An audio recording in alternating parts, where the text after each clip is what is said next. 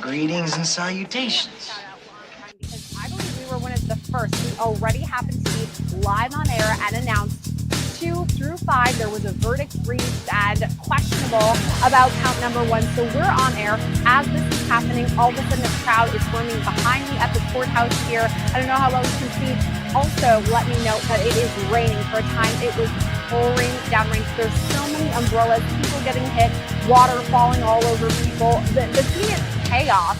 I will say it's not as big as I initially would have thought, simply because, first of all, it was so hot out today. Then it started to pour rain, and I don't know if people were really excited about the prospect of standing in pouring rain. However, we have seen a crowd gathering outside of the courthouse. Mics are set up in the event of any sort of press conference. There were people shouting. There were people who are opposed to Diddy, people who are for Diddy. I mean, there is definitely a crowd here, and you can feel it in the air. When there's a verdict, you can almost just watching this, monitoring this. So, first of all, to echo what you're saying, I just got word. We are the number one Diddy trial coverage live stream that's happening right now on YouTube. So incredible. Again, we have the best viewers. Thank you so much. This is a super chat question that came in from Melissa A. Sierra. I'm going to answer it. I'm going to throw it to you too. So first of all, Melissa A., thank you so much for this great question. How can they have a verdict on counts 2 through 5, but not on 1? That's confusing. Please explain. This is my take, okay? Each one of these charges is separate consideration. They each have their own elements. They could easily say, okay, Sean Combs, I think he transported men and Jane and Cassie across state lines for the purposes of sex work. Okay? That's transportation to engage in prostitution. You don't need force, fraud, or coercion. Sex trafficking. Okay, let's talk about force, fraud, and coercion. We believe, let's say I was talking before, I think that he might be found guilty with respect to Cassie. We think that he used those methods to induce her on multiple locations to engage in freak-offs. Maybe Jane, not necessarily so much. These are separate determinations. Racketeering conspiracy is multiple elements. Yes, there are underlying crimes for racketeering conspiracy that include sex trafficking, that include transportation to engage in prostitution. And yes, as we talk about underlying predicate crimes, the jury could say, I think Diddy engaged in sex trafficking. I think he engaged in transportation to engage in prostitution. I think the prosecution has proven at least 2 underlying crimes. But what we have to remember is there is another part of racketeering conspiracy that may be causing them a holdup. Was Sean Combs the leader of a criminal organization, a criminal enterprise? Was there a criminal enterprise? Was there a conspiracy? Was there a criminal agreement to further a pattern of illegal activity?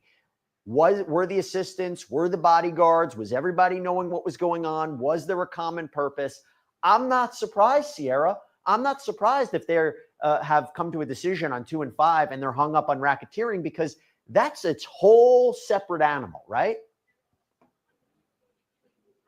I couldn't agree with you more, Jesse. I mean, I guess I understand why some people may be confused. He's on trial. Is it either guilty or not guilty or a hung jury? But we've seen this even most recently in the Harvey Weinstein case. You know, we saw that there was a hung jury. It's a mixed verdict or a split verdict, what we call it. When there are multiple charges, you can be found not guilty of one, guilty of another, hung on another. That is something that is completely possible. It is confusing, though. And to me, I understand it. To your point, Jesse, they probably went through on the verdict forms and we're looking, okay, he's charged with, racketeering conspiracy. Perhaps we'll wait until the end to go back to that one because there's a lot to go through. What about transportation to engage in prostitution? Counts 2 through 5. They probably went through all of those, were able to agree a bit easier. And then to everything you just said, it's the racketeering conspiracy that is the most intense. It's the most confusing, especially when you bring in the predicate crimes. No, I want to talk to you about. Hey guys, it's Sam. Sorry to interrupt the show, but hey, can you hit that like button down below?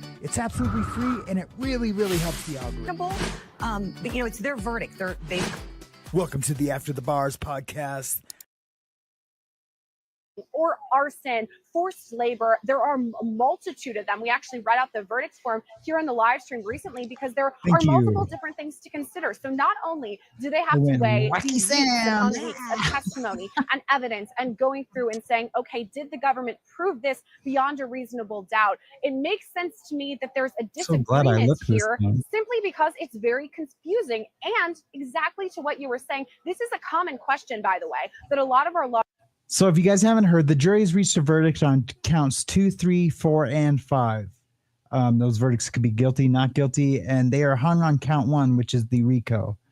And I think they will probably stay hung on count 1 unless the people that are thinking not guilty convince the people of guilty to say not guilty. It won't be the other way around. The people that are going for guilty won't convince the people that are not guilty to switch to guilty. That's most unlikely. Has it happened before? Of course it has. But my money's on that they'll stay hung or it'll be not guilty on the racketeering. Long crime viewers have come to us and asked about the fact that P. Diddy, Sean Combs, is the defendant here, and there are no co-defendants. There are no alleged co-conspirators of this racketeering conspiracy, which generally has multiple co-conspirators. I mean, there may have been some, but they're not listed as co-defendants. So is that confusing for jurors? And perhaps maybe that's actually what it is. But I agree with you, Jesse. I'm not surprised that this is the one that everyone's really hung up on. Yeah, and by the way, the jury has officially gone home for the night. So the judge says, we've received a note that the jurors have concluded for today. We'll resume tomorrow. We'll bring them back out. Judge says, I'll rise.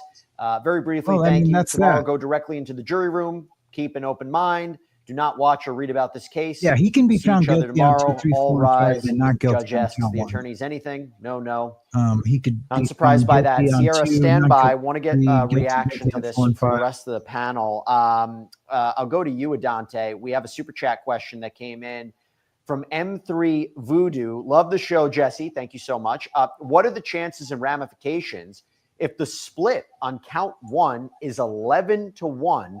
With the holdout being the problem juror from Monday. Remember, they talked about the juror's first note was, I believe it was juror 25. The allegation was the juror wasn't following the jury instructions. It's a fair question to ask and a good question to ask, Adante. Yeah, sure. If once the jury comes. I'm sorry, guys, real quick. Kim says, I just want to apologize in public. Here's Sam. I know I already did with you regarding yesterday and getting triggered. No need to ever apologize. I've said it before. I'll say it again. We here as a community, we all walk in forgiveness and in grace and compassion. And I appreciate it. But really, there's never a need to, but I appreciate it. And I'm sure everyone else does too. It's hard to feel transgressed upon when I didn't feel it then. Does that make sense? Like I didn't recognize it or feel any kind of way. But thank you. And I'm sure everyone else does too. But we all love you. I know I do. And this community wouldn't be the same without you. That's for sure. Hey, Indigo Twin. I was just talking about you, not on here, but off here. Because my wife had never heard of the Indigo Twins, and I was like, "Oh, we have a viewer that's called Indigo Twin." Anyways, I had to explain to her everything, and then I had said, "Oh man, I haven't seen her in a little bit." So yeah, I'm super glad you're here. Oh, let's push play. Back and it's pulled. So they went home tonight. So we'll just see what happens tomorrow. They actually individually voted for that particular charge, and that's revealed. And if it comes out it's 11-1 for the prosecution, best believe the prosecution will try that charge again. And you'll see P. Diddy up on trial again for that. Maybe cut a deal at this late stage, given what he's facing. But I think more likely you'll see another trial.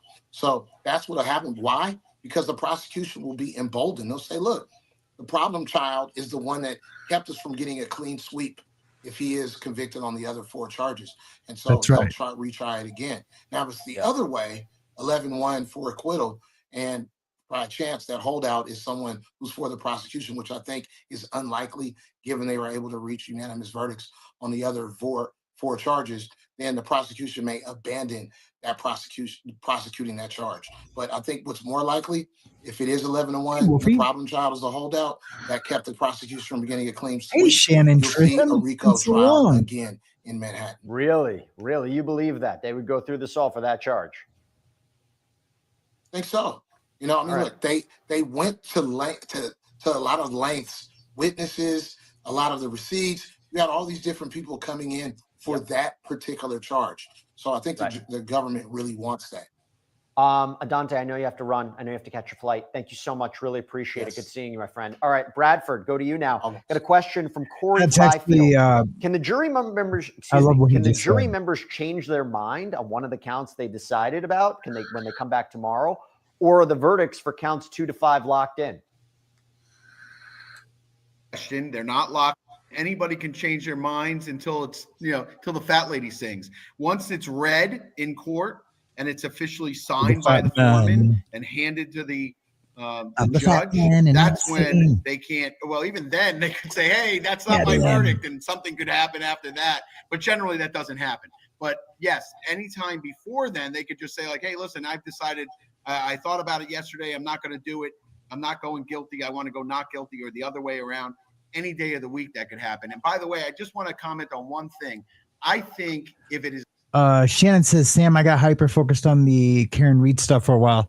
Yes, I am hyper focused on it now still. Even I've been showing some good after stuff, some things that are coming to light with some evidence that was shown at trial, some video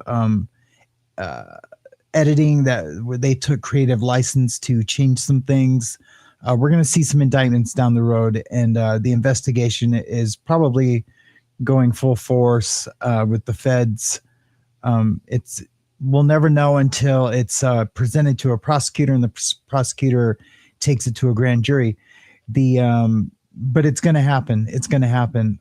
I am working on a show where I'm going to do the body language with the Alberts and the McCabe's doing the interview. I already did one show about it, and I showed my pseudo intellectual whatever body language expertise I have. But most of my expertise is just from being a people person, a people watcher, and from being in prison, working in a corporation. All the things that I've been through, has kind of groomed me to know people. And so anyways, I've done some assessment on everybody, but I want to do it all in one show and then show you guys the video alterations that were made where the prosecution has taken creative license. And so I'm super excited about that. And I'm all about justice for John O'Keefe, and I'm going to probably do a show at least once a week on it, just so we can keep John O'Keefe's name alive until justice is served. I am offended personally as an ex-criminal who committed crimes and ended up in the federal system for crimes, that the system that I trust the system, and and my stuff, I was guilty. I never, I did take one thing to trial because they overcharged me. There's some. It's weird. It's a weird paradox to be a criminal, but then to see a prosecutor and a prosecution and a local government do that to someone. It offends me for some reason. It offends me deeply, and it should offend everybody. But for some reason, I feel it's personal. So I definitely here at After the Bars, I am going to scream at the top of my lungs as much as possible until John O'Keefe does get justice. And I'm going to be showing some things on his family, on his brother, an interview and what he said. And I'm going to pick that apart on what he said and how the O'Keefe family, they're never going to change their minds. They've already sunk their teeth into Karen Reed, and there's no they're not ever going to let go. No matter if 5 people went to prison for it, I think they would still believe that it was Karen Reed, because of the they just already have it in their minds and hearts that it was her. But anyways, yeah, I'm looking forward to keeping this case alive. Sometimes it feels like, yeah, okay, it's over, let it go. But I guess until someone's brought to justice for John O'Keefe, we really can't let it go. Do you know what I mean? So, yeah, Shannon, I totally get the, at least obsession for me. Auntie monkey pants, auntie monkey pants. I have my pants on, my monkey pajamas on. I don't know what I'm doing.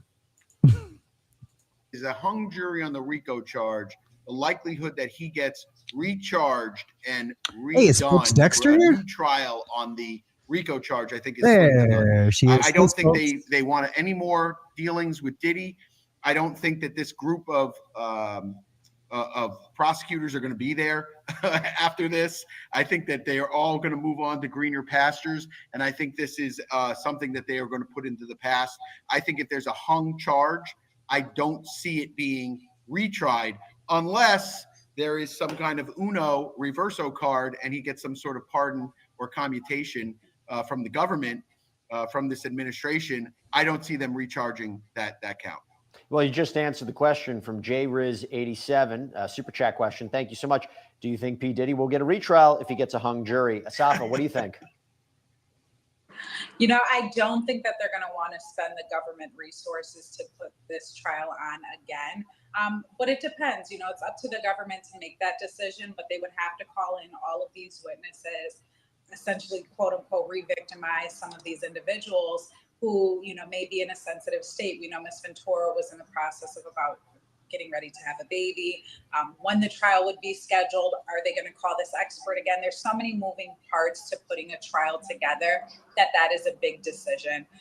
And also the resources that it would take and the time that it would take, and getting a jury again on a case like this after this has been so publicized throughout the world. So I don't know that they're going to try to go for it again. I would caution on the side that they would not. Safa, let me just throw a follow-up question to you. This is from Francisca. Jesse, what do you think? Do you think the other counts are guilty or not guilty?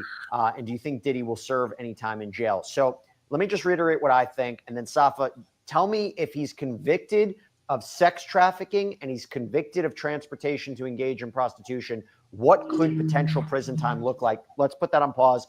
Again, let me just reiterate to Francisca. Based on what I've seen from today and during the deliberations and this note, I believe that they have found him guilty of transportation to engage in prostitution. I think that they have found him also guilty with respect to sex trafficking of Cassie, particularly because of the notes today that were about concrete, specific examples of sex trafficking, and they came back with a verdict on that relatively quickly. I also feel that they found him not guilty with respect to sex trafficking of Jane, partially because they didn't have any questions, any readback of testimony with respect to Jane. That is suspect, to say the least. So let me ask you this. Again, Safa, do you think Diddy will serve any time in jail if he's convicted of sex trafficking and transportation to engage in prostitution? What could he be looking at? I think he's definitely going to serve some time in jail. And he's already in custody right now. So all of the time that he has spent in custody is counting towards any sentence that he ultimately might be sentenced to by this particular judge. He won't spend much time in jail, though. Convicted of those counts and not of the RICO of up to 15 years. And so in terms of sentencing, There are going to be a number of factors that go into what his exact sentence will be. The judge can take a number of things into consideration, including, you know, some of the other allegations that were heard or information that he gained from sitting through this trial. Not only that, but there's going to be a pre-sentence investigation that digs into his life and things of that nature that will help guide the judge into what his sentence is going to be. You're also going to have Mr. Combs' attorneys putting together a mitigation package, which essentially would humanize Mr. Combs to the judge to say, give him the most lenient sentence possible, judge, for these reasons. The government, of course, we can expect is going to come in and ask for the maximum, especially if they lose on that RICO charge. By the way, I said that we have... So really, this is basically what happens. So they do a pre-sentence investigation, right? Say whatever charges he gets found guilty on. Let's just say he gets it's not guilty on the RICO and guilty on the sex trafficking and the other charges. They're going to work up what's called they're going to do a pre-sentence investigation, and that pre-sentence investigator is going to go over his criminal history, and then he's going to score so many points, and it's like a guideline. Your criminal history is on top, and then on the side is your charges. And then I have those sheets somewhere. Maybe I'll do a show later on the actual guideline, and I'll show you what the guidelines look like. But the guidelines for the sex trafficking is pretty low if your criminal history is low, which his is. So he'll be a 1 on the top. The criminal history, he'll be a 1, so that'll be all the way to the left, and then so the numbers get higher and higher going from left to right. So his will be all the way to the left, and then he'll go down in the offense level, and the offense level for that is, I don't know. I know there's not a minimum mandatory for it, so they'll use those guidelines as a reference to what they're going to sentence him to, and you know, I think at the most he'll get is like 60 months, which is 5 years. And he's already done, I don't know, 9 months. And then with the good time and then all the extra good time he can get for programming that they have now since Trump did the Second Step Act, or the Second Chance Act. It's the First Step Act. So there's 2 acts, the First Step and then the Second Chance. So he'll get a bunch of good time. So maybe he'll do 3 years at the most, 2.5 years probably. And he's already got how much time in? 6 months, 7 months in, you know. So he's not going away for life if they get hung on the RICO. And even if they do, I think he'll get maybe 20 altogether if he gets found guilty on the RICO. So yeah, he is a monster. He should be put away. Absolutely. 25 years max though. Yeah, if he gets found guilty on the RICO. But how it sounds, they're going to be hung on the RICO. It really does. It sounds like they're going to be hung on the RICO. And if I'm honest, like to take my personal bias out of it, because I just hate the guy. You know, they didn't prove RICO. They didn't prove RICO. They kind of did. It just there's not enough. I don't know. I just feel like there wasn't enough chargeable crime in the RICO. So like a RICO will have all these sub counts, right? So there's the actual RICO, which is all of it put together, and then, you know, there's all these like little crimes that were involved in the RICO, and the other crimes, the sex trafficking and the other things, weren't part of the RICO. You know, I don't know. You know, those were his personal charges, not like a group of people's, you know, charges. So I don't know. You're my daddy, Ben Bacon Bits. Good to see you, Ben. I'm so glad you're here. We're just watching little Diddy Incredible talk. Viewers, listen to this. This is from Miss on Average. Watched every single day of the 33 days from Lagos, Nigeria. Thanks, Jesse and the team. Unbelievable. People across the board. I want to get Sierra Gillespie in, so I know we're working on getting her up as soon as we can. I'll jump in. And also, we might be trying to get Elizabeth Milner up as well. Trying to get everybody up to talk about. I want to talk to you about. Hey, guys, it's Sam. Sorry to interrupt the show, but hey, can you hit that like button down below? It's absolutely free, and it really, really helps the algorithm. But, you know, it's their verdict. They. Welcome to the After the Bars podcast. About this, but Bradford, I'll start with you.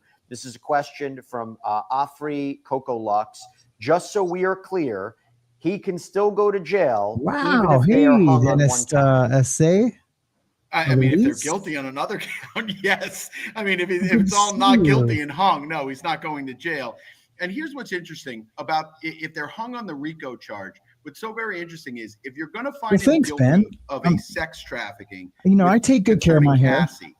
Those predicate crimes, aren't they much easier to prove at that point? I mean, if you're saying, hey, yeah, he's guilty on sex trafficking with Cassie, to your point, which you were discussing, that you think that he might be guilty on the sex trafficking with Cassie, I think it would be a lot easier to get that RICO charge and get a guilty on the RICO charge. That's why I'm leaning towards the not guilty. That's my reasoning. Good to see you. Because if you're saying, yeah, he sex trafficked her, he did all these things, he distributed pills because, you know, she said that he handed me pills and he handed me drugs. It's easier to get to that guilty on RICO than a split on the RICO and a guilty on the trafficking, unless they're just splitting the baby. To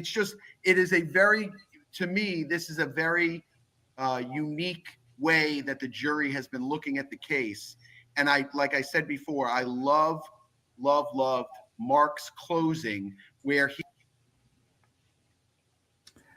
Debbie P says, I hope they lock him up and throw away the key. 3 years. Jesus, more people will be unalived and pass from pneumonia and heart attacks unless they go into hiding. Yep. I totally agree. I think there's what's his name? Big Homie C or whatever his name is, who was one of his security team and a bodyguard. Like, you know, I think they've tried to take him out. You know, he's living out of the country for his own protection. And I believe the 3 or 4 people that you're thinking of, Debbie P, that have passed away from pneumonia, I think that's absolutely something that was given to them by either P. Diddy or an associate or, you know, a hitman or whatever the case may be. It was definitely he was responsible. He was saying, you know, no one came forward. This is the government looking for the crime and finding the guy. This isn't all of a sudden a victim came forward and then they're like, let's investigate this. That's not how this went. And it could be anyone. It could be you. It could be you. It could be you. I love this closing. I thought he did an excellent job. No matter what the outcome is here, I think the defense did a very, very nice job with what they had and what they had to work with. And I'll be interested to see how this all shakes out because of all the guessing, right? We all sit here, we all guess.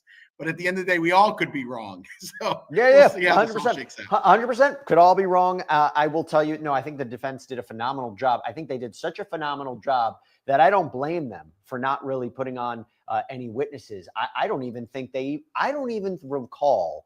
Let me bring in Sierra Gillespie and tell me if I'm wrong. Sierra, good to see you again. Let me ask you this. Do you even recall the prosecution mentioning Brianna Bungolan in their closing argument? She was arguably one of the most problematic witnesses for the prosecution, the woman who claims that Sean Combs dangled her off a 17-story balcony. But, you know, on cross-examination, they hit her with digital evidence to suggest that the alleged attack didn't happen when she said. Yes, problematic, inconsistent. Hey, substance use disorder nurse, good to see you. Statements. I think they did a phenomenal job. I don't remember them even bringing the prosecution even highlighting Brianna Bungolan in the closing. Maybe because the defense did such a good job. Am I wrong or right? What do you remember? Jesse, when you were talking about that, I kind of went back in my memory bank as if I'm a juror, kind of trying to remember. And no, I don't recall them bringing her up at all during the closings, which is interesting. I mean, they talked about the inconsistencies there with the date of everything, because remember, there was the photo that had a different date. There was kind of discrepancy in all of that. And I think that was like, whoa, there again, just to remind you, we're live here in the wow, that wasn't me. Manhattan, where things are that was getting a kind of train. crazy because we got a partial verdict. That was I don't good. recall, but that just woke me up into next week. So I'm sending it back to you, Jesse. What's the next question? Yeah. That is somebody who, either didn't, has an opinion on Diddy. They wanted to be known. No. Okay. So first of all, we have people coming in right now. We have a lot of viewers coming in. I want to update about what's going on. The jury sent out a note at 4:05 p.m. saying they have reached a verdict with respect to 4 of the 5 counts: sex trafficking of Cassie, sex trafficking of Jane, and the Mann Act violations, so transportation to engage in prostitution, 1 with respect to Cassie, 1 with respect to Jane. They indicated they are hung right now. They cannot come to a decision with respect to the top charge, count 1, racketeering conspiracy. The judge brought them back in, told them to continue deliberating. They came back, said, we'd like to go home for the day. They were sent home for the day. They will continue deliberating. So as of right now, unless something should change tomorrow, we may have a partial verdict. We may have a verdict as to 4 of the 5 charges. I have given my predictions. All of my panelists have given their predictions about what this means. So far, nobody we've spoken to has said that he's going to be acquitted of everything else. I look, but Bradford said it best. We could all be wrong. We have no idea. I mean, I'm reading the tea leaves, reading what's been going on. I gave my 2 cents about what I think it is. Again, I think that he might be convicted of the transportation to engage in prostitution charges, sex trafficking of Cassie, probably not guilty of Jane. Sierra, but I'm going back to you on this because we have so many different, questions about this. The readback of testimony today, when the jury asked about the 2016 incident, the LA Continental Hotel incident, when they asked about the Cannes Film Festival, the flight, right? I think that was a crucial point. When they asked about Daniel Phillips' testimony, this male performer, why is that significant? For our viewers who don't know, why are those 3 incidents so significant? I think they're so important because it kind of tells us what we now know a bit more about, right? The fact that there is this question mark for count number 1, the racketeering conspiracy. We now know, okay, they couldn't decide. There's kind of a split right there, a hung jury at the moment about that one. It sounds like we'll see what happens more tomorrow. But earlier in the day, before we heard anything about these potential verdicts for the rest of everything, we had this question. Hey, can we have the transcripts with Cassie's testimony, with the testimony from Daniel Phillips? And now we kind of know that this goes back to count 1, the racketeering conspiracy, the RICO. And I think it just goes to show once again how confusing all of the predicate crimes could be. We've talked about these ad nauseum simply because they're so confusing and there's so much to go through here. And it seems to me that the jurors were trying to do that, parse through and say, okay, did this have to go to forced labor? Did this have to go to arson? I mean, what was it as far as all of the predicate crimes? And specifically with those incidents, we're talking about the Intercontinental Hotel, we're talking about the Cannes Film Festival, the domestic violence situations that are going on there, very apparent, number 1. And then number 2, when we're talking about Daniel Phillips' testimony, that could be going toward sex trafficking, because of course his testimony is really important in regards to the alleged sex trafficking of Cassie Ventura. So I think it's really important. It shows kind of what direction the jury is going, at least in all of that. But who's to say? I mean, they're not agreeing on things as of right now about count number 1, which is really stunning. Yep. Sierra, I know you have to sign off. Great reporting all day. Great hosting all day. Lucky to have you. Thank you so much. Hopefully nobody else honks as you're walking away. Who's going to honk Sierra Gillespie? Come on. We live in a society, people. This is a place of adults. Please. I know. All right, Sierra. Thank you so much, Jesse. We'll talk soon. Talk soon. All right. By the way, we're working on getting Elizabeth Milner up. I know everybody loves Elizabeth, right? Queen Elizabeth is coming out. She's probably in that courtroom made of questions. So we'll work on getting Elizabeth up. If you have questions for Elizabeth, shoot them over. We'll make sure.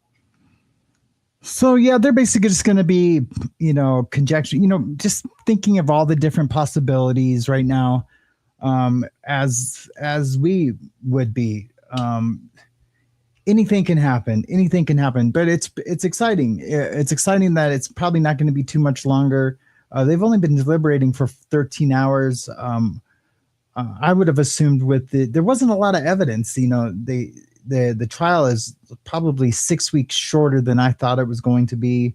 The defense just didn't even put on a case. They figured they got most of their defense strategies out with the cross-examination, which is fine.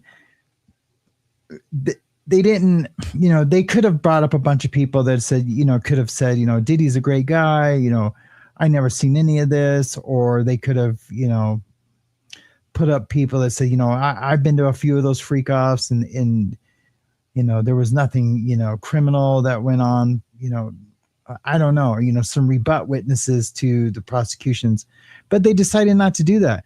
They figured, they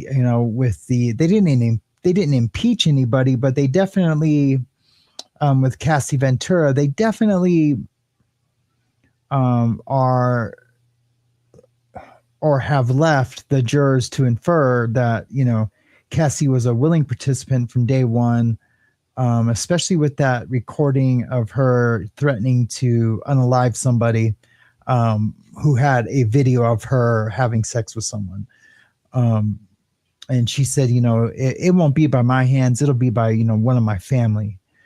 I listened to that a few times yesterday and she didn't sound very upset, but I can tell you this, she is a victim in this. She, no matter how many times she went to those, it was by force, because you seen when she tried to walk away from the situation, she was beat up pretty bad in the corridor of that hotel.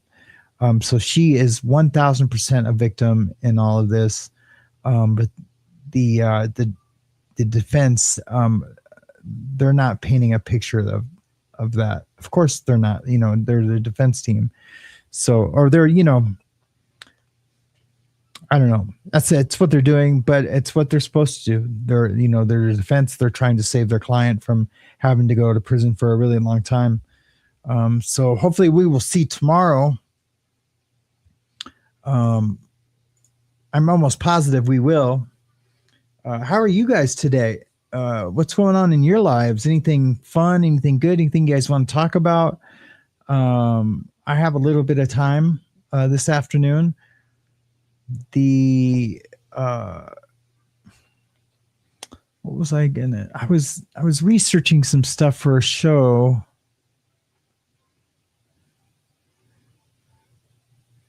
For something to do a show on today. We're definitely. I am kind of bummed out about the Kohlberger trial. He did take a plea deal. For those of you that don't know, the Idaho murder college murder case, he did take a plea deal, and that it's got a lot of people upset. I'm upset. I was looking forward to him going to trial and getting found guilty and getting the maximum penalty. Now he has worked out a plea agreement, which is what they're supposed to do. It's not like the taxpayers and everyone, they want justice, but they want it to come at a cheap price.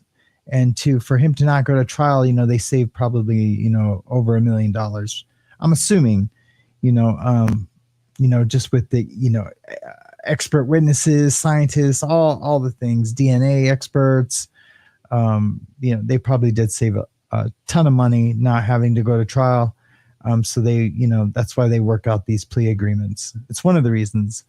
So they just don't waste, everybody's time. But I can tell you this, for them to come up with a plea agreement, there has to be some punishment in it, because, or else the family wouldn't sign off on it. If all the victims' families said, no way, Jose, we want a trial and we want to see him, get, taken out, the death penalty, they most likely just wouldn't even have given him a deal. So the family members, for the most part, have to be on board. I think I did hear of one family member bummed out that they did that, but I think they're just bummed out that it's not the way it's going to go down. But at least justice will be served, and he will spend the rest of his life in prison. But I agree. It's totally understandable. If you believe in the death penalty, which I don't, for the most part, just because too many people have been found innocent. I think the death penalty should still be on board, even if you're taking a plea deal. If it's a completely heinous crime, and this was a super heinous crime. It was a serial murder crime or a mass murder. I can't remember what the exact numbers are to consider a mass murder, but I know it's probably a little bit more than what he did, but it's not as much as you think it would be. I think it's maybe 7 or 8 is when they consider it a mass murder. I could be totally wrong on that though, but I know it's a low number, but higher than 4. So I don't know. Sherry's got a question. Hey, Sherry. So the family members have to agree on the deal. I saw they were mad. Yeah, they have to agree for the most part. They don't have to sign off on it. Like if 2 families said no, we're not on board. They can still do it. But if all 4 families said, nope, we don't want a deal. We don't want a deal. They probably wouldn't give a deal. They probably said, yeah, I guess, but we're not happy about it. That's what I'm guessing. That's what I'm guessing because, and I don't know. Maybe they aren't elected officials in that part of Idaho. I'm not sure. It's usually because if they're elected officials and they're not doing what the people want, who the people that elected them into their office and their position, then they'd be hurt politically pretty bad and wouldn't have that job the next go around. But I don't know. It's not always an elected official job. Maybe the district attorney. Maybe that's always an elected official. I know. I would have to chat GPT that. I know mostly it is, but I don't know if it's everywhere.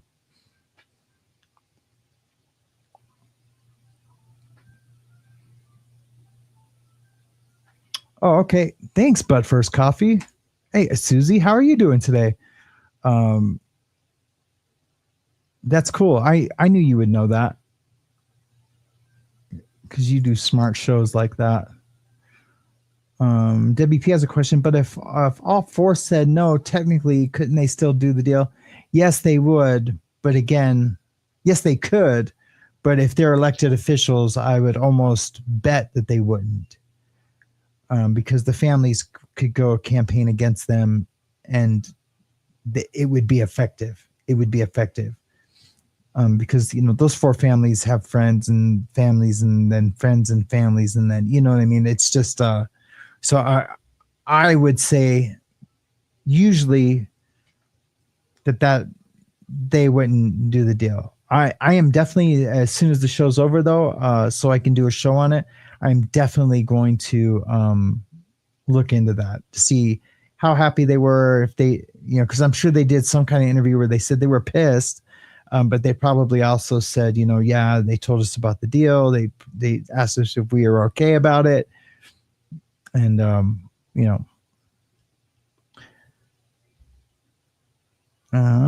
chatty chat.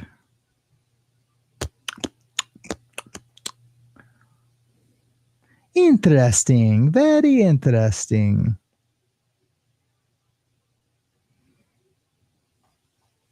What'd I miss? I'm sure I missed some questions somewhere.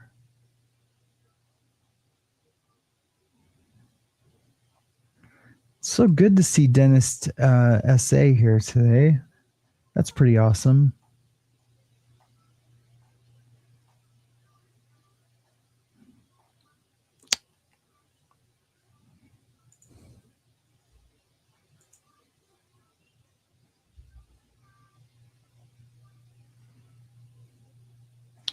Boy, StreamYard is acting really funny right now. It's not letting me go all the way down. There we go. Thumbelina. It's getting better. It's not as sore today, which is that's new. It's definitely not as sore today.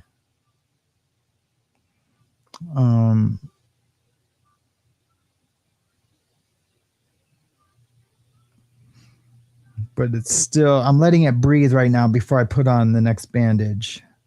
And you can see the new skin. See all that fresh new skin growing around it. So it's got like that much new skin around it. So the wound's getting smaller and smaller. It was big, man. I mean, you guys seen it. It was, my thumb was, I thought it was done for. But I'm surprised on how it's healing. It's healing pretty good.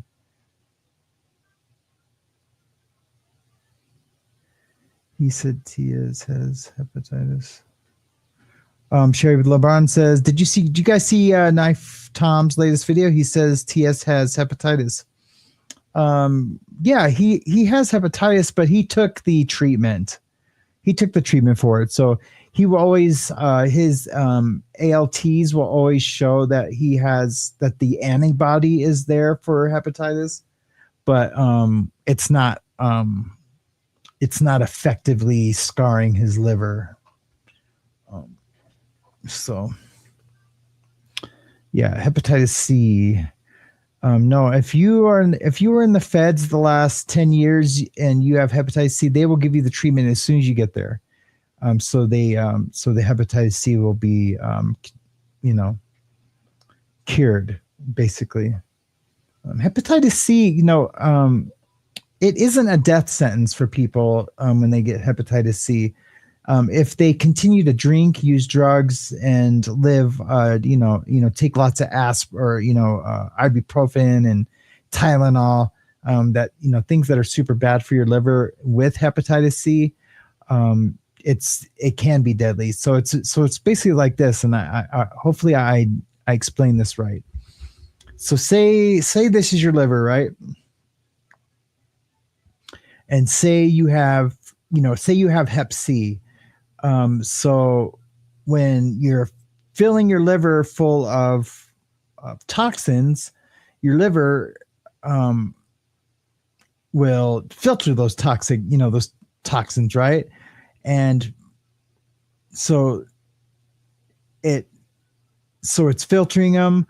And then what happens with hep C, a portion of your liver is not letting them filter them. And then, so when it's not letting them filter them, they start to scar.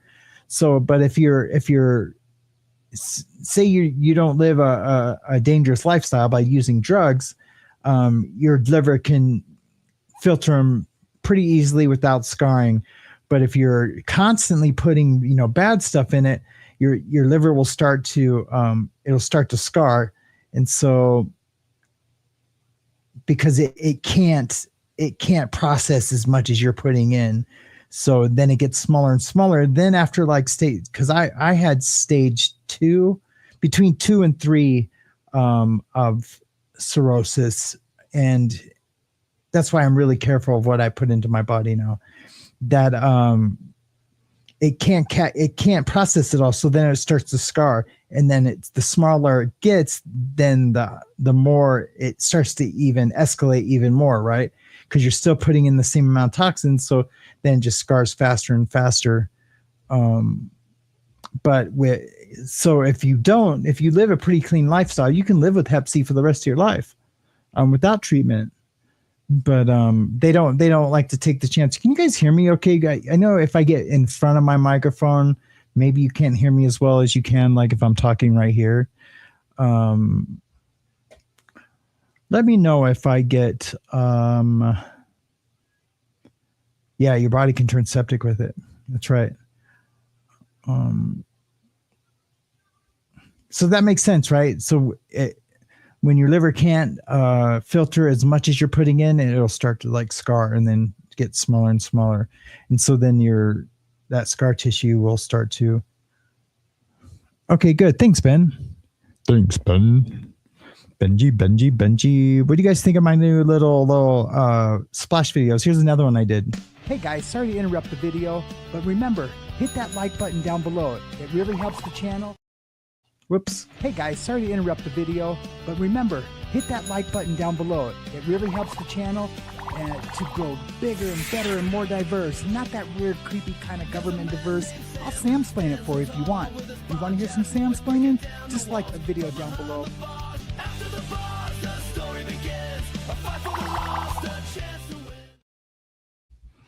Yeah, that's my little videos to remind everybody to like and subscribe. I made 2 of them yesterday. They were fun.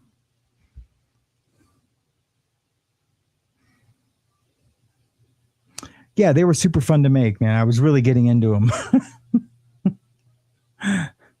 My wife was like, what are you doing in there? Because I was like in here going, hey guys, hit that like button down there. She was like, what are you doing in there? I'm like, I'm recording. But yeah, those things take hours to edit, man. It's not like every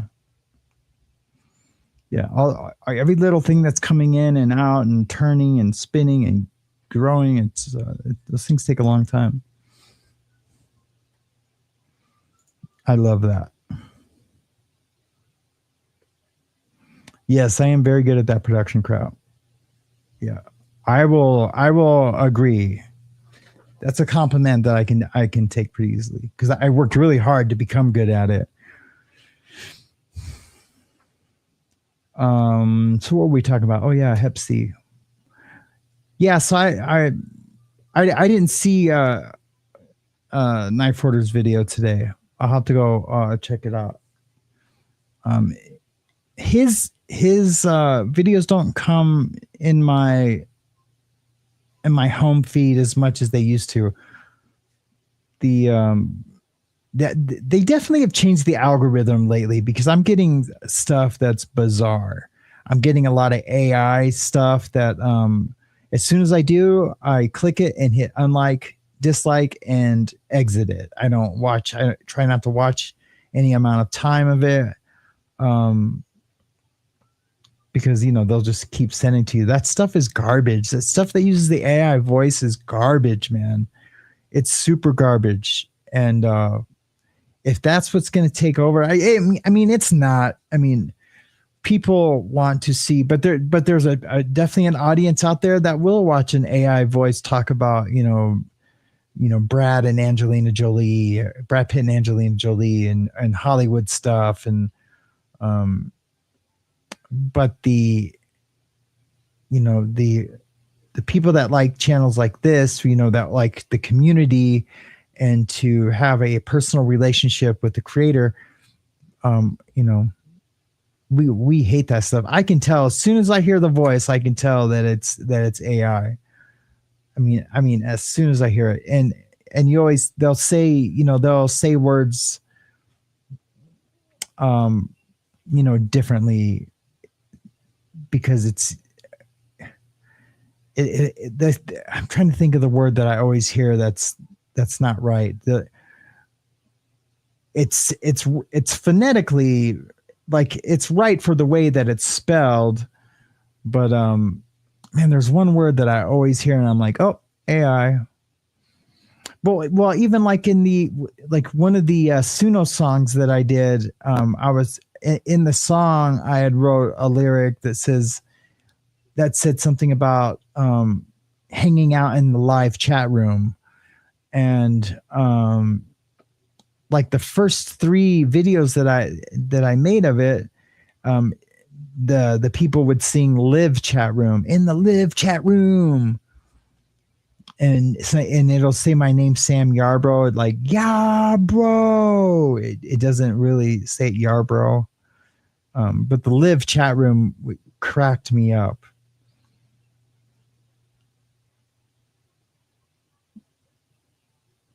Oh, shit. You guys don't see me. How long has that been going on? Dude, it's this camera, man.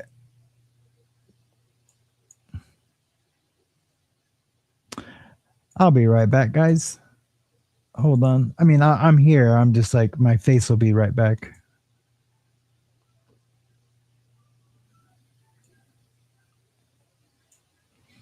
It has something to do with this NVIDIA video card that I have. And if I'm here, I come.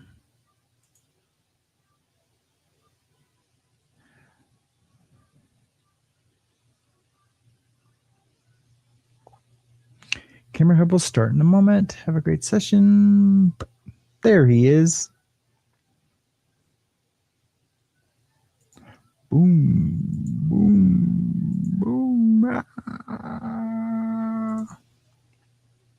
After the bars.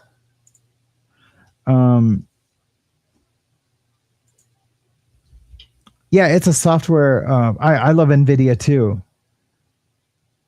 The Elgato software, like it works on my laptop for the camera, but it doesn't work on my other PC with this camera. I've had this camera for a long time. I never took it out of the box because it wouldn't work on my desktop PC. So I remembered on my laptop, I do have NVIDIA software. I have the GeForce NVIDIA 2060, I think, or 2080. It's an old video card, and that's probably why the laptop's a G7. It's a gaming laptop, but it's old. And I'm running Windows 10. I'm not running Windows 11. So that probably has something to do with it, why it shuts down eventually. I'm guessing. Don't be scared of the dark. Oh, because of my camera. and I didn't see the LOL. I was about to talk to you about not being afraid of the dark. You guys can get me, man. I'm a sucker for real. Hold on real quick. I got to yell.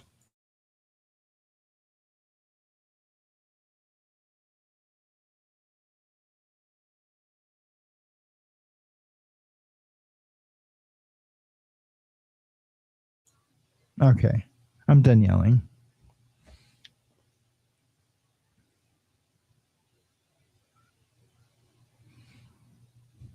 Yeah, I am holding out. All my computers are running 10, and I even took 11 off one of the laptops and installed 10. I just like it better. But everything that I've read about 11, they do say that Windows 11. Sorry, Ben and I are geeking out for a second. They do say 11 does run faster, because it allocates memory better than Windows 10. I don't know. I turn everything off. I go into the advanced settings and I turn all the animations and all the bells and whistles off. Except for thumbnail icons, because I work with a lot of graphics and images, so I need to see them in Explorer, in the file system. So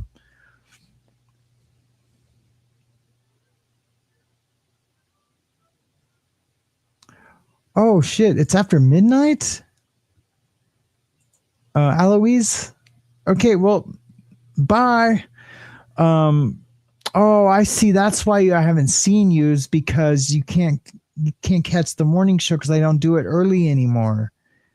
But I am doing it early now.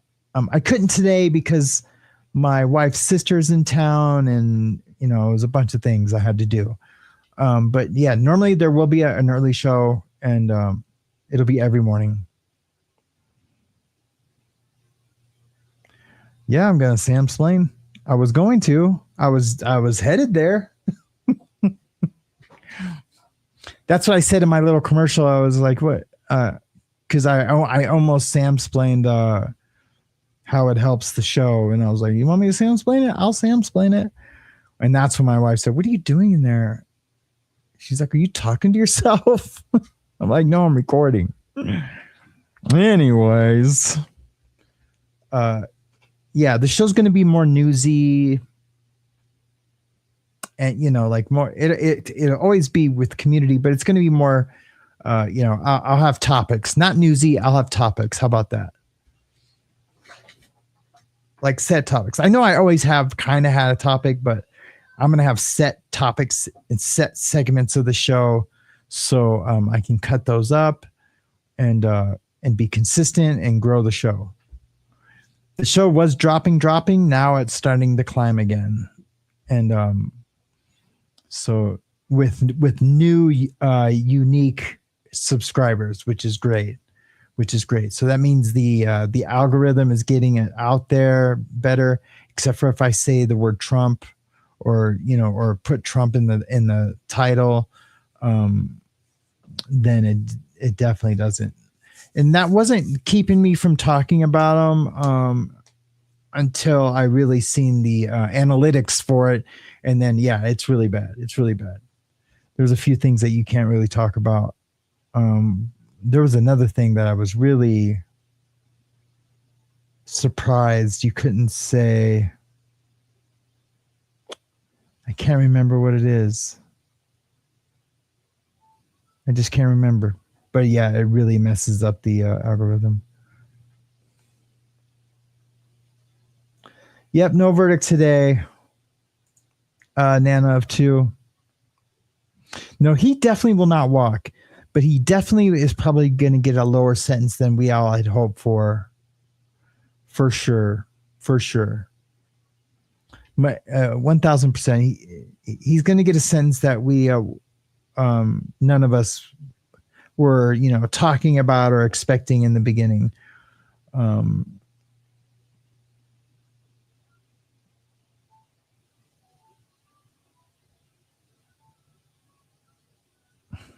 Sorry, guys. I'm just looking in the chat. I want to see what I'm missing.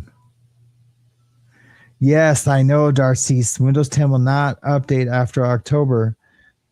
So what that means from a technical aspect is it doesn't mean you won't be able to run Windows 10, and Windows 10 will still continue to run awesome, but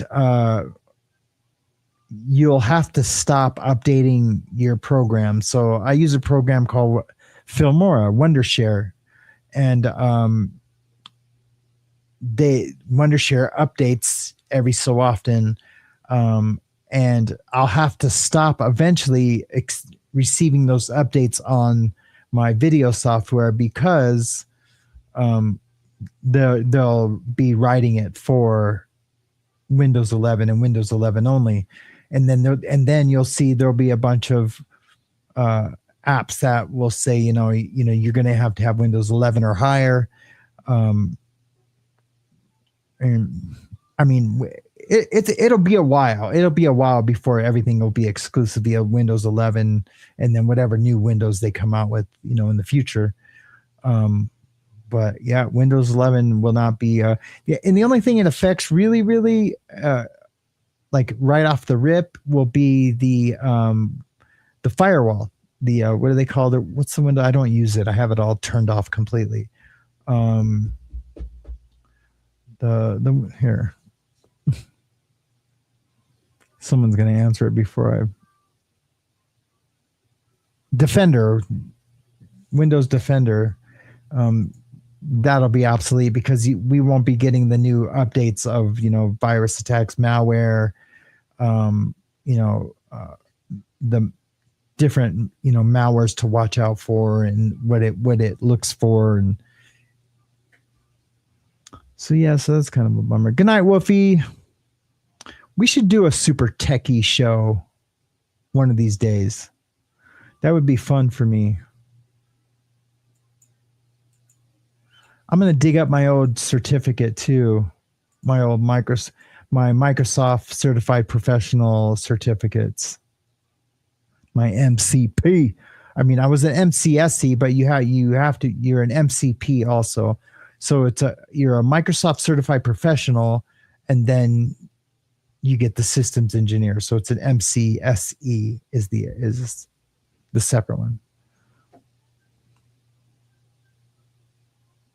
It was a lot of hard work getting that certificate. It was no joke. You just don't take a test, what do you do if your Windows, it shows a blue screen? It's not like like easy stuff like that. It's a lot of stuff you have to know. You have to know Microsoft inside and out.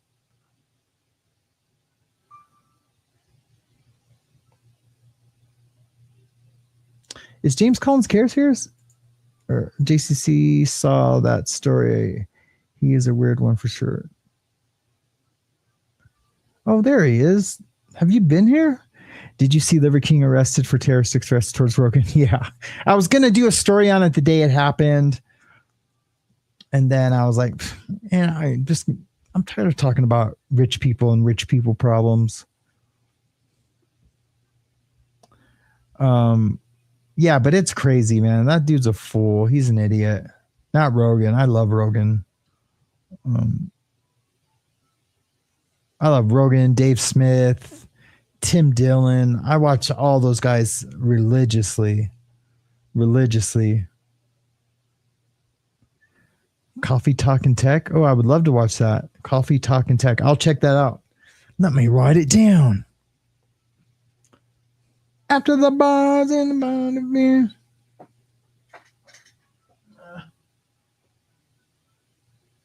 Hazley took my pens. Hazley.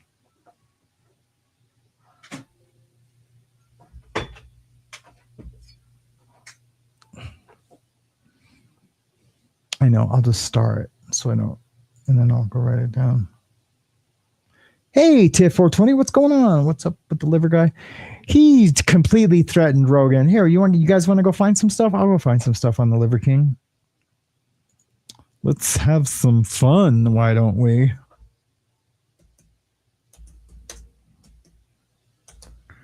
I had some stuff in a playlist, but I deleted the playlist because I decided not to do the story when it came out. But we can just for shites and giggles.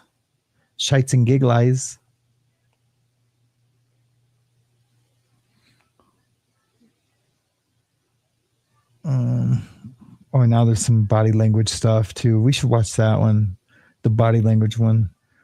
We'll watch that one. Here's one called Joe Rogan vs. Liver King Fast Facts. Bam. See, this guy's smart, man. This guy is smart.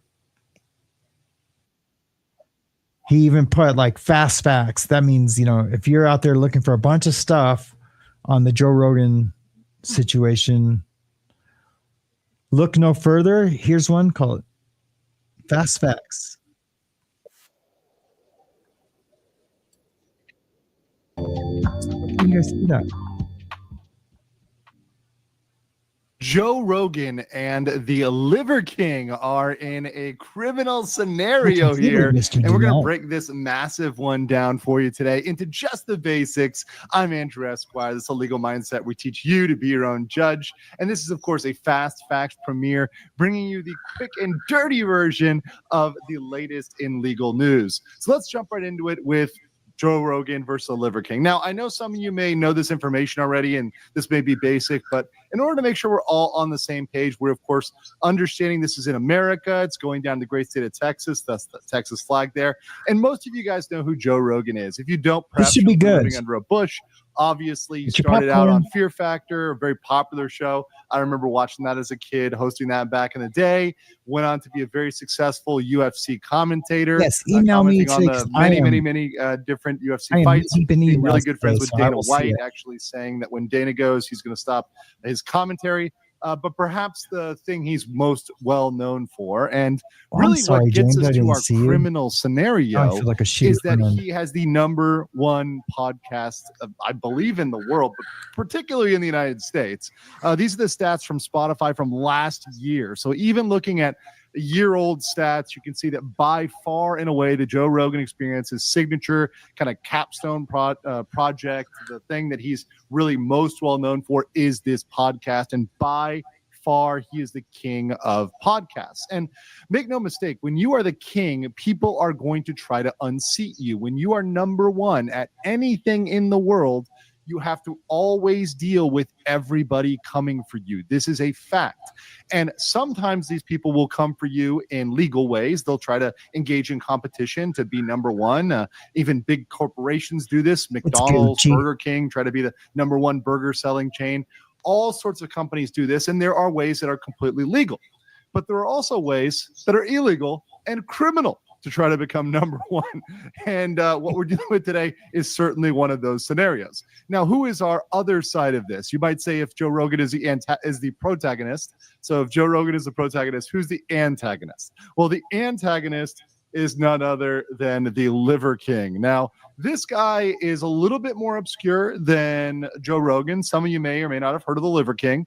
He is what you would call, and what a lot of people would call, one of these alpha male influencers or masculinity influencers, or perhaps a men's fitness influencer, men's fitness lifestyle influencer, whatever label you want to put on him. That is the Liver King. He's got a very clear motif about his ancestral lifestyle and living like the ancients and the ancestors. And that was his grift for a very, very long time. And the reason why they call him the Liver King is he pushed this diet of, you see him hanging on to a liver there and saying, hey, if you chew down on some liver, maybe some, stuff that our liver, but native ancestors, our human ancestors ate, like internal organs, testicles, etc. If you eat that stuff, you're going to be jacked like me. You're going to be fit like me. You're going to have this great lifestyle like me.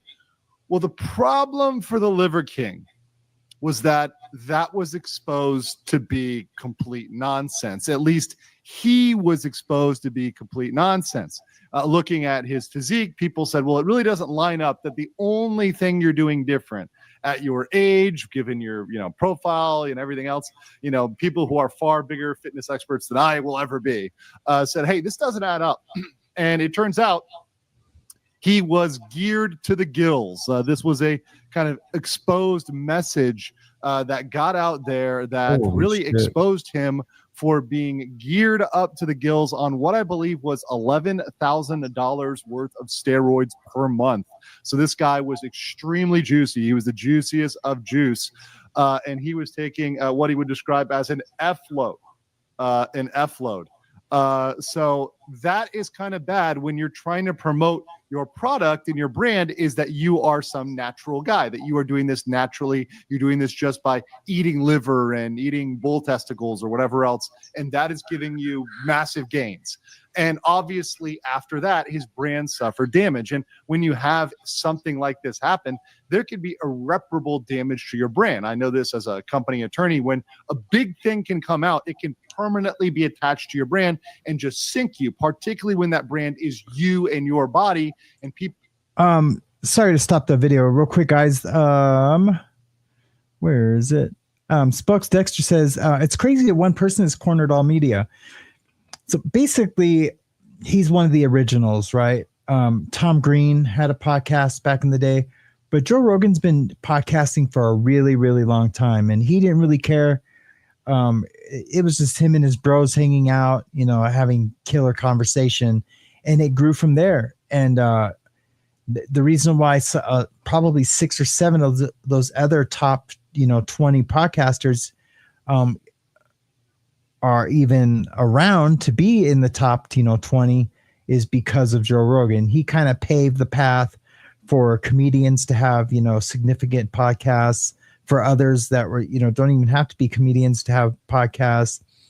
I would even venture to say even like a lot of like podcasts like mine, like Newsy, current affair, community type podcasts exist because of Joe Rogan. And so it stands to reason, or begs to reason, that he is in the top. But it is crazy, the difference.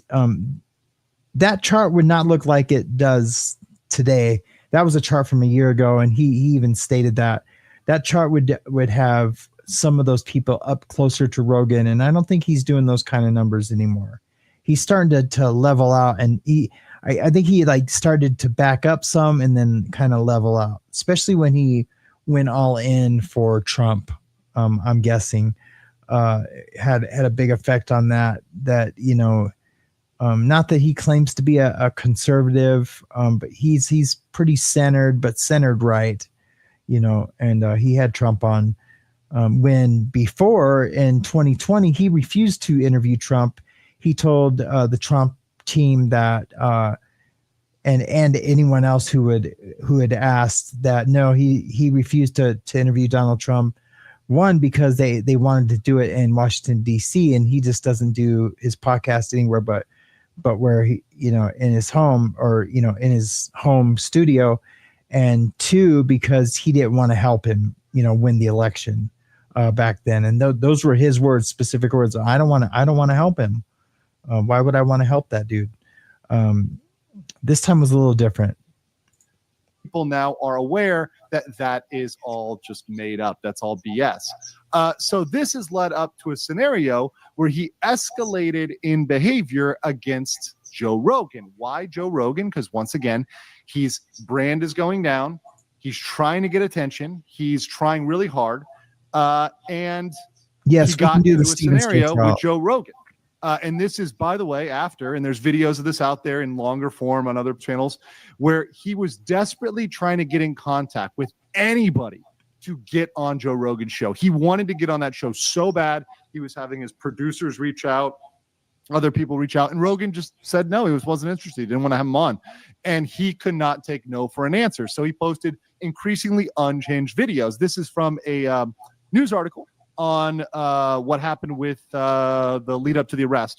So on Monday, this last Monday, MMA Fighting received a copy of the criminal complaint filed against Johnson. Johnson is the Liver King, after an investigation led by police to believe Liver King was making legitimate threats to go after Joe Rogan, which included numerous social media posts challenging Joe Rogan to a fight, and then actually driving to Austin, Texas, where the 57-year-old comedian resides. Yeah, but he brought guns. So let's stop right there. So when you actually do something, when you go out and you take that step, right, that is an actual step. It's a confirmed step, right? It's an open action that you're taking, an overt action, we sometimes say in legal jargon. That is showing that this is not just tough talk. You are taking a step that would lead a reasonable person to believe you are going to try to do this thing. And if you are a mentally unstable person, right, and you're taking these steps, you can see how this is concerning, right? So let's continue here. Police were initially contacted by a member of Rogan's security team after he was made aware of several social media posts made by the Liver King. The videos escalated from numerous threats to actually posting videos documenting that he traveled to Austin, was currently in town to fight Joe Rogan. So he's seeking a fight, and he's taken the. Yeah, and he had the Liver King had this case that had Joe Rogan's face on it. When he opened it up, there was a gun in there, some money, some other things. It was bizarre. He was obsessed with him. He literally became obsessed with him. Action to seek the fight. Rogan's security team asked police to intervene over the escalating nature in Johnson's behavior before he could potentially cause any harm to Joe Rogan or his family. Police stated in the criminal complaint that after viewing a number of Liver King's videos, authorities believed, so law enforcement was believing as well, it wasn't just Joe Rogan, it was law enforcement, that his behaviors exhibited signs of some sort of mental health episode, including that Brian Johnson, the Liver King, could be a danger to himself and others. This is important language. It's magical language. Danger to himself and others. That is a legal standard that triggers a duty for police to act. When anybody is a danger to himself and others, that's magic language. That means police can act to protect the person, the individual, themselves, the Liver King, and other people that might be harmed by the Liver King's unhinged actions. So in one particular video identified by police, Johnson is seen standing shirtless, wearing a fox headdress on his head while holding two firearms that appear to be gold-plated AR short barrel rifles. Sorry, I'm just, I can't help it. That just gives me like a video game villain sort of look there. Like he's got the gold, like this is GoldenEye or something where he's got the two ARs in his hand. But all right, that's neither here nor there. In the video, Johnson, the Liver King, while holding onto the gun, stated, "Joe Rogan, I'm calling you out man to man. I'm picking a fight with you." So it went from a theoretical thing to I am calling you out. I am picking a fight. And of course, this led to an arrest. He got brought in. There's the mugshot. There's the money shot for the Liver King. And when you're a famous person, you will never forget your mugshot. Your mugshot will be everywhere. If you are ever arrested, that mugshot's going to be out everywhere. So make it a good mugshot, right? Make it a good mugshot. All right. So what is he arrested for? Let's get to the educational part. The Texas Penal Code 2207 under terroristic threats, Section A. This is person commits an offense if he threatens to commit. So once again, doesn't have to actually commit, threatens to commit any offense involving violence to any person or property with the intent, so with the mental state, to place any person in fear of imminent serious bodily harm. So that. Okay, let's. We're gonna go from that. We might come back to that. Let's watch Joe here. Yeah, it seemed like just a matter of time for him. There's no way you can look like that in your 40s. I mean, he's preposterous. Everything and anything. Because Joe Rogan. Please, Joe Rogan, let me be on your podcast, dude. I'm not on steroids. I promise. We'll have a killer conversation. Even after the arrest and the restraining order, Liver King has promised not to stop, and Joe Rogan has assured that this will only end bad for the Liver King. Brian Johnson, the self-proclaimed Liver King, was released from a Texas county jail after posting a $20,000 bond for making a terroristic threat against Joe Rogan. But just hours later, instead of lying low, he returned to Instagram with the same intensity, the same fire, and the same unsettling obsession. He still wants a fight with Rogan. And they have Liver King. Let's say you pull off what you think you're going to do and get access to Rogan, which is never happening. But let's say you're able to get through the fucking wall of special forces security that he has, jump the gate that he has, get through security, get through all the bullshit, the guns, the dog. Good fucking luck. But let's say he has a special set of skills and he does that. And then you get face to face with a guy who's trained in fucking Taekwondo. He's a black belt competition. The court made the terms. Look, I don't know how many of you guys know this, but I'm just going to say it. Joe Rogan is not a slouch. That fool is a fighter for real. Like, for real. I don't know if you guys ever seen the Fear Factor episode where it was a husband and wife that were on the Fear Factor, and the husband started getting abusive towards the wife, and then got in Joe Rogan's face for Joe Rogan being like, hey, dude, why don't you chill out? And then he got in Rogan's face and then closed the gap into Joe Rogan, meaning that he got close enough to like grab or punch Joe Rogan. And when he closed the gap, Joe just went, dude was done. And dude was a huge dude. And Rogan just tied him into a pretzel and like, be like, dude, you ain't going to touch me, bro. Just Joe Rogan could kill you with his pinky in like 10 different ways. He's a highly, highly trained athlete fighter. And a lot of people don't know that about him. I'm sure you guys probably did to an extent. Clear. Johnson must stay at least 200 yards away from Joe Rogan and his family. He is under a mandatory 9 p.m. to 6 a.m. curfew. He's wearing an ankle monitor. He must undergo a mental health evaluation within a week. Yet none of that has slowed him down. Not even the possibility of violating a restraining order that could land him back in jail. We came here to pick a fight and we're going to do it, he declared in a video posted just a day after being released. His followers, now numbering over 3 million, watched as he doubled down. A fitness influencer known as the Liver King arrested in Texas today after posting threats directed at Joe Rogan. Police arrested him after learning he was planning to travel to Austin, where Rogan lives. Rogan told police he and the Liver King have never interacted. Reps for both him and for Rogan have not responded to our request for comment. Johnson didn't just speak to the camera. He mocked Rogan in ways that felt almost childish, but undeniably hostile. In one video, he claimed the Wi-Fi password in his Four Seasons hotel room was "F you, Joe Rogan." In another clip, he crawled on all fours through a hallway in the same hotel, ankle bracelet visible, as if daring authorities to stop him. While he did eventually claim that his feud might be with Seth Rogen, that seemed to be a sarcastic deflection. Every message was unmistakably aimed at one man, Joe Rogan. Hoping that you'll choke me out all week, Joe Rogan. So when I'm like, hey, anybody know my name? Liver King. Who am I fighting? Joe Rogan. By the way, I don't know if anyone knows, we're going to have free Wi-Fi everywhere we are. We're going to have free Wi-Fi. And the password for this week, only 1 week, is fuck you, Joe Rogan. You know, he hasn't done it. Yeah, so, I mean, the dude's obviously unhinged, you know, but he could be doing it for multiple reasons. Yeah, he's butthurt that Joe wouldn't have him on the show, but he's doing it for a clout grab too. Like if I came out and said, I'm going to get Joe Rogan, and it drew a lot of attention to it, I would get subscribers. I mean, I would lose like you guys, but I would gain a ton of new subscribers. But yeah, Sherry says, yeah, minus the guns, they would have. They should have let Joe Rogan kick his ass. Yeah, they absolutely should have. And yeah, he would have destroyed him. Shannon Trim says, my son used to love Fear Factor.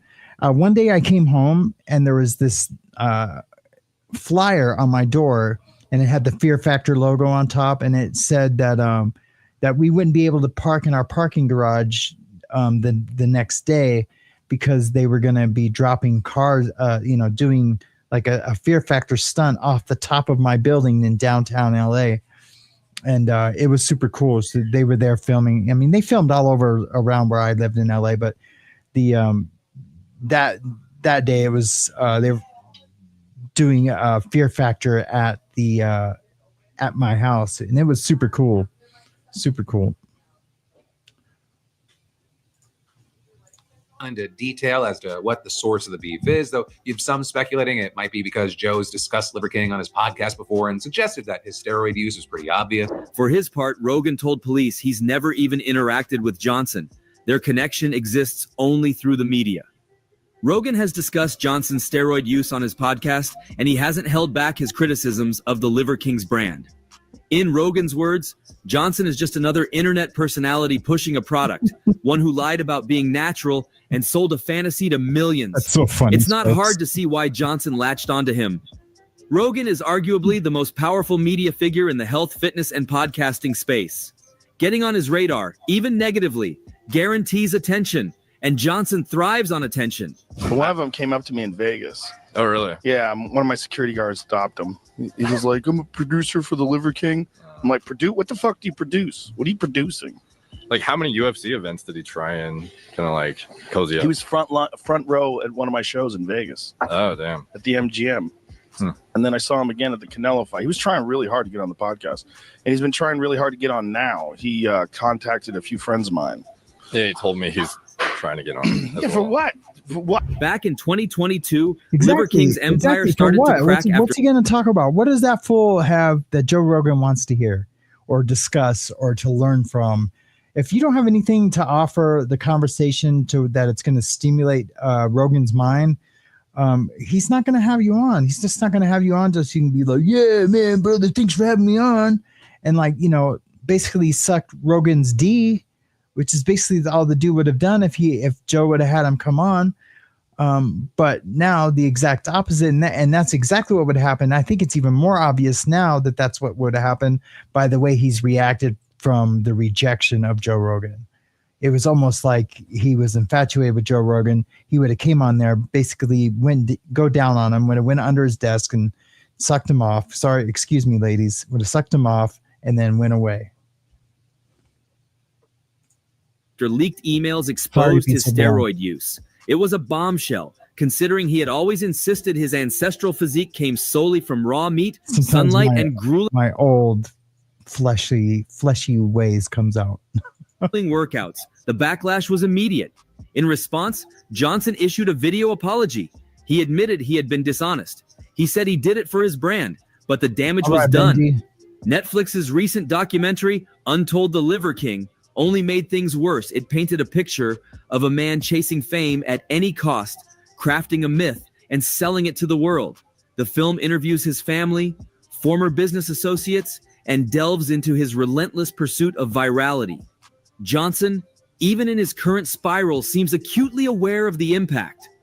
Things that weren't true were then disseminated in a movie seen by millions of people, he said in a recent video, clearly referencing the documentary. Afford anything and everything. And that's when he got arrested. That's not a movie or fake. Joe Rogan, we don't have to make videos to pretend anymore. All of this is happening. We're coming to you. I've challenged you man to man to a fight. Honorable. What's changed now is not Johnson's tactics. It's their intensity. His videos are increasingly erratic, He speaks with a manic energy. His words bounce between motivational, threatening, and bizarre. One moment he's challenging Rogan to a fight man to man, saying he hopes they both get hurt but no one dies. The next he's talking about his family, accusing Rogan of being a bully, and claiming his livelihood has been attacked. There's no ambiguity in Johnson's messages.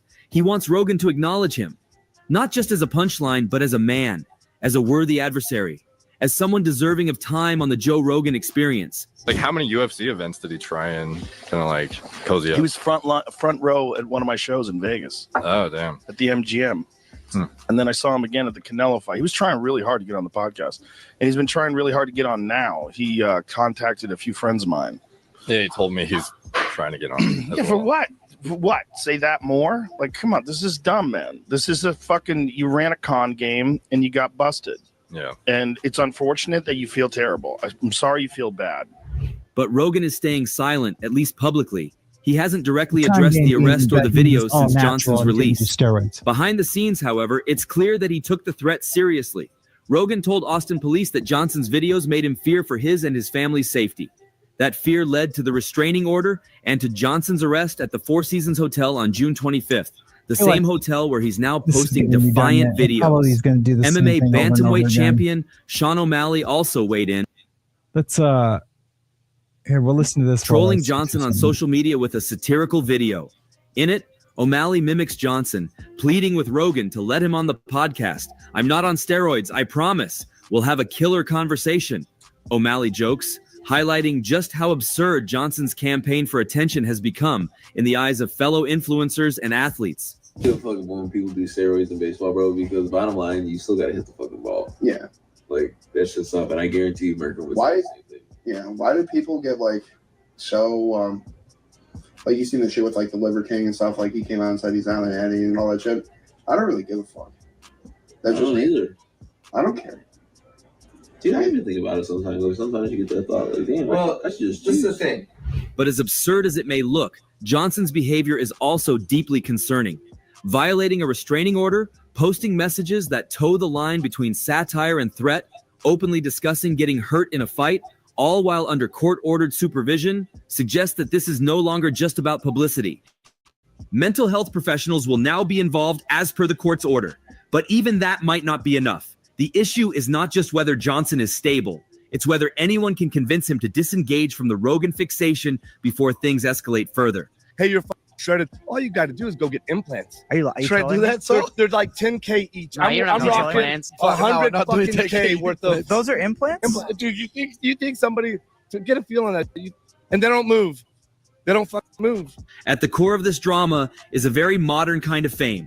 Liver King built his empire on shock value, eating raw testicles, working out until failure, screaming about ancestral tenets. It worked. He built a supplement business, a following, a name. But after being exposed, that empire started to rot from within. He needed a new storyline. Rogan became that storyline.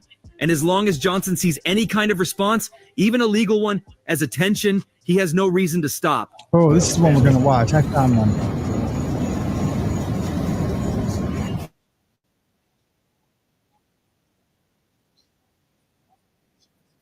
Here we go.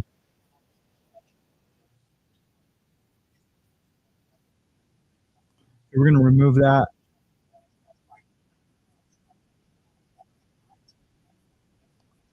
I'm going to share it again real quick.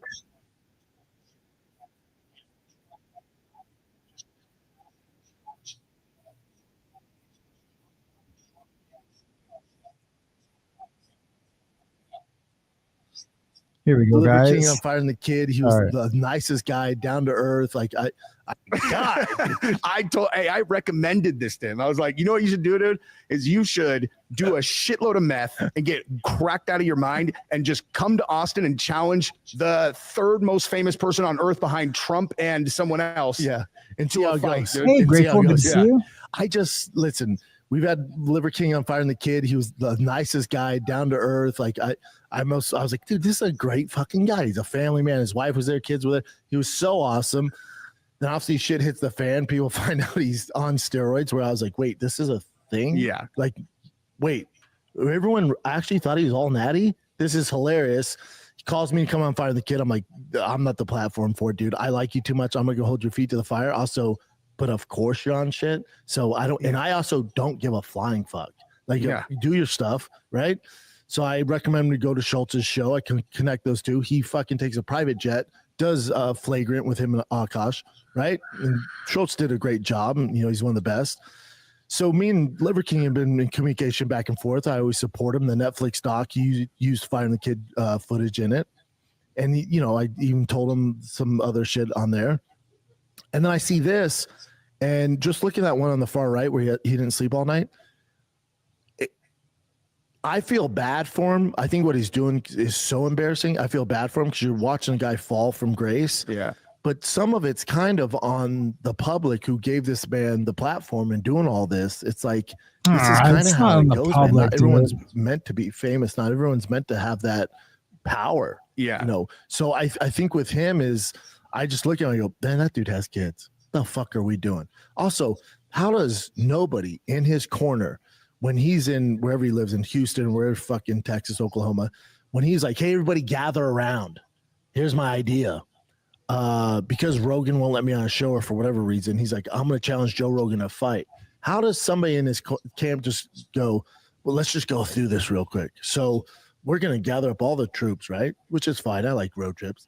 You have your beef jerky and liver. Cool. I'm down to go. That's and funny. You have coconut water. I'm down to. You have the coffee I love road trips. Dude, let's fucking do it. Because I need 7 a day. I'm so in. Right? Yeah. But let me just spitballing ideas here. So both of these guys are MMA fighters, and they actually are friends with Joe.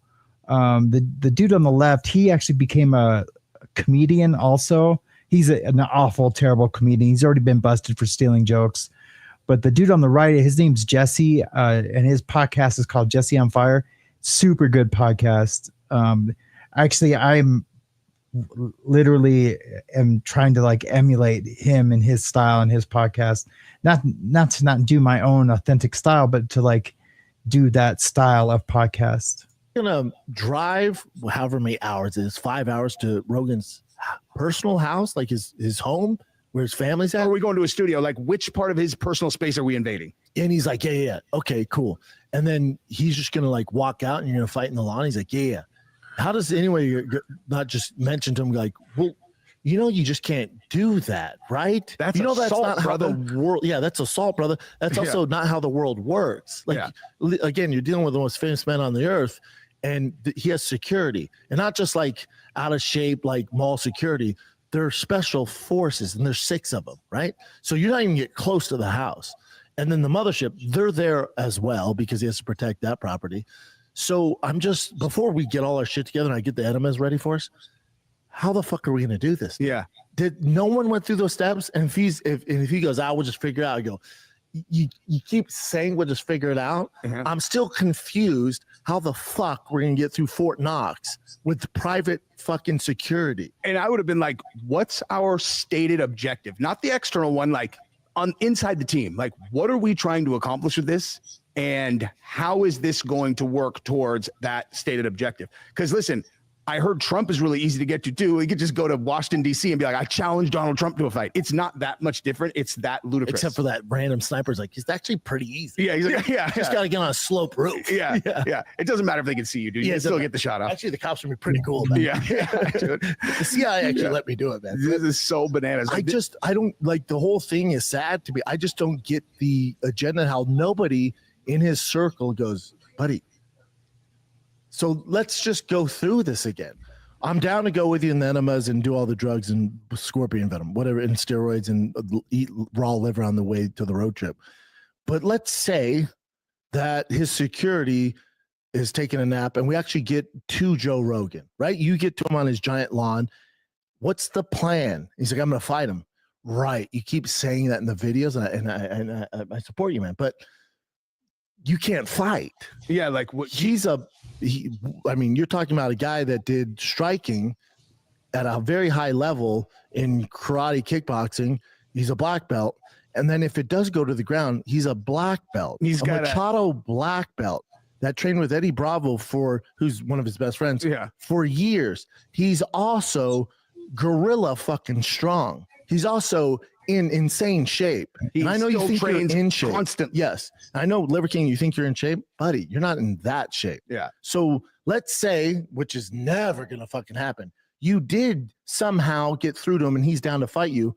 You're going to get fucking starched. Yes. So again, before I load up the enemas, what's the end goal here, dude? Yeah. To get embarrassed if you actually get to him, because you're not going to. But if you do, what's the whole message, the agenda here? And then I would ask him, why are we doing this? Yeah, I mean, maybe he thinks What's your why? If he can get Rogan to choke him, then Joe will be like, hey, let's talk about this on the show. Like, it could literally just be all some harebrained idea to get on JRE or something. That's why I think it's a mental breakdown. Me Because too. any sane person, if you told me this, I'd be like, Jess, dude, let me talk to your wife real quick. Yeah. I'm like, hey, we need to get him some help. Yeah. What it's just none of it's normal. And then Hey, Becky. and I do think this is a huge red flag. If you watch any Liver King's production, even at the Fine Kid, he has Sony Reds, like the high-end cameras. It's a big production. They're editing right there. Sorry to interrupt the podcast real quick, but someone wants to say hi. Say hi. Hello. Hello. She sounded like Stitch. Hello. No, he says aloha. Oh yeah, I know her. Okay, you good? I don't know what Angel says. That's one thing. I don't know what Angel says. Okay. What does Angel say? I don't know, but everyone says hi. Okay, well, that everybody says hi. You gotta get in the screen. Okay, I'm gonna finish. Okay. Okay, love you. That's a crazy head thing. Like, I know. I seen you do your crazy head thing. All right, let's get back to it. Whatever he needs. This is all him on his fucking cell phone. Yeah. This isn't highly produced. So She I'm like, wants yo, a his team's convertible. like, She already dude, you're told me out she wants a convertible. Either that or he's losing his money. His businesses are falling apart and he blames Derek and Rogan and whoever else because he thinks that the reason that his empire imploded is because bingo. I've done some really cool Stitch tattoos. What?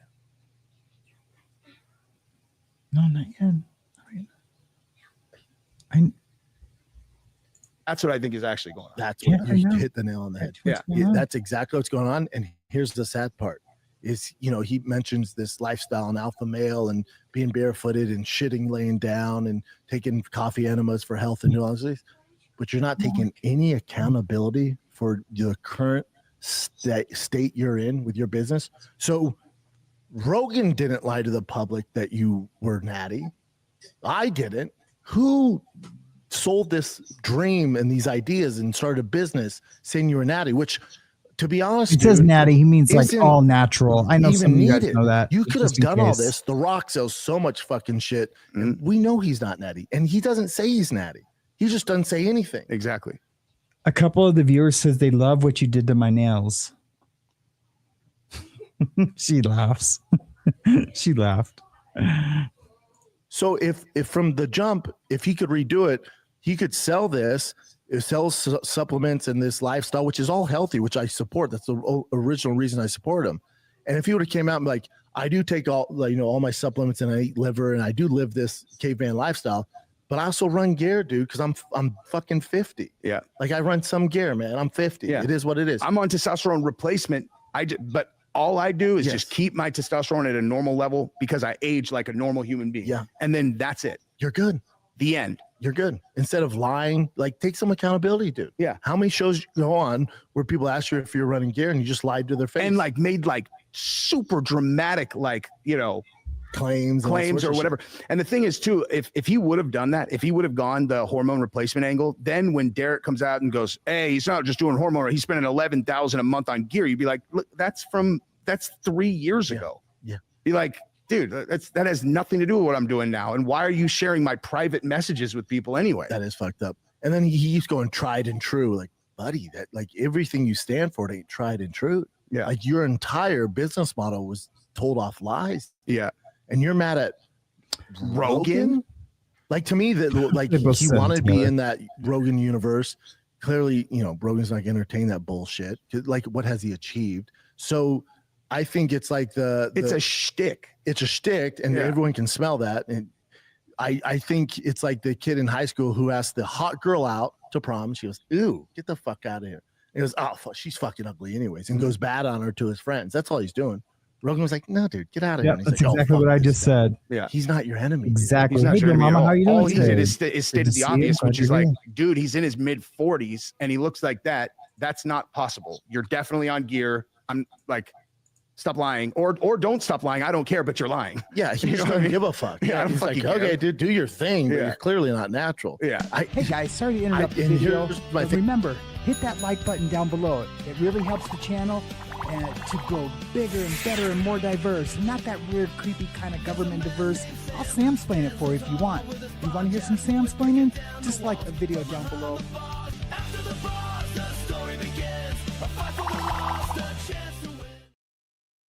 Like with BJ Penn, with John, especially after he legit retires, with Liver King, these movies don't end well. I know. That's what scares me. Yeah. Because again, the interaction I've had with him, super nice guy. Yeah. I just think he's going through a manic episode, and we're seeing it unfold live on fucking Instagram, and it's not good. And the concerning thing too is that, to your point, the fact that he didn't have anybody on his team that could have reined this absolutely idiotic fucking idea in from the beginning means there's certainly no one who can rein him in and be like, you need to check into a program and then come back in 90 days and then start spitting some knowledge. Because the only way that he could kind of his whole thing is if he did that, came back, and then made sobriety part of his core story. Yes, sir. And he just presents himself as a completely different person, because he would be a different person. That's the move. Like, this dude is like this guy's so, guys that get this deep in addiction, it's like they are, I heard in a movie one time, a person described it this way, and I'm like, that just hits the nail on the head. They're like, he's a chemistry set right now. Yep. And I'm like, that's exactly it. Like he's a chemistry set right now. It's not the real him. And it's sad because like people don't give people leeway on like, oh, he's on drugs and that's an excuse. That's actually an additional thing they judge you for. Correct. So now if you come out of it on the other side, sober, clear-eyed, and you're like, look, dude, like, I'll be honest, dude, I was in another universe. He needs to own it. And you just own it. Yep. And take accountability. Be like, listen, Rogan's not the enemy. I was flying off the handles. Yeah. I wasn't in the right mind. Yeah, that's exactly what he should do. Frame of mind. Like, I apologize to him, and like, I'm getting back on course. People would forgive him and make a joke. Everyone loves the comeback story. Exactly. Everyone loves that's the next chapter. Yeah. Hopefully, that's the next chapter. Yeah. It's a bummer to see. And then, not that I was making fun of him, but he had one eye pupil bigger than the other. I'm like, everybody's been bringing that up in the comments on my videos. Yeah. So I talked to a guy who knows him really well. I won't say who it is, but they'll figure it out. But he was using like one of those elastic cords, and it hit him in the eye and detached his retina and fucked up his pupil. Oh, I didn't know that messes up your pupil. I didn't either, but apparently it hit him so hard in the fucking eye, it fucked up his pupil, and they wanted to amputate his eye because his eye was dying, and he shot stem cells in it and fully recovered his eye. It's a great fucking story. Mm-hmm. Mm-hmm. So like people will look at him and be like, dude, he's clearly on drugs, one pupil. I don't know what, like, to me, that's like bath salts. So that's exactly why so people were commenting that. Wow, I didn't know the answer, drugs. but the reason I never responded to it is because I've never heard of drugs doing that. Wow. That's pretty interesting. That last statement is very telling to me, that he would say that to me looks like bath salts and not meth, not, anything else, not Adderall, whatever, all the other drugs that do that. So he definitely has experience with stimulants. That's crazy. I didn't know that about him. To one eye and not the other. I figured maybe bath salts. I'm like, damn, that boy getting wild. But no, it's literally is an injury from those exercise cords. Yeah, hit him so hard in the eye, it detached his retina, and then fuck, that must have hurt so bad. And the doctors were going to amputate his eye, and then my buddy at Ways to Wells was like, dude, let's see what's okay, guys. Well, I think we're gonna shut her down. Everybody's been telling me to go to them. Like, super close with. Yeah, that was cool. Thanks for hanging out with me, guys. I appreciate it. yeah, we just wanted to see. I just wanted to talk about the Diddy verdict. So they're probably going to be hung on the RICO, but we'll find out tomorrow because they've already have a verdict for 2, 3, 4, and 5, which is good. Good. Hopefully, he gets found guilty on 2, 3, 4, and 5. If he gets found not guilty on 2, 3, 4, and 5, and hung on the first, then he's probably not. Probably he's gonna go home tomorrow. And that would be the worst case scenario because, like we said earlier, he is a monster for sure. But let's maybe, it's in God's will. And I was just going to say maybe we can pray that he goes to prison.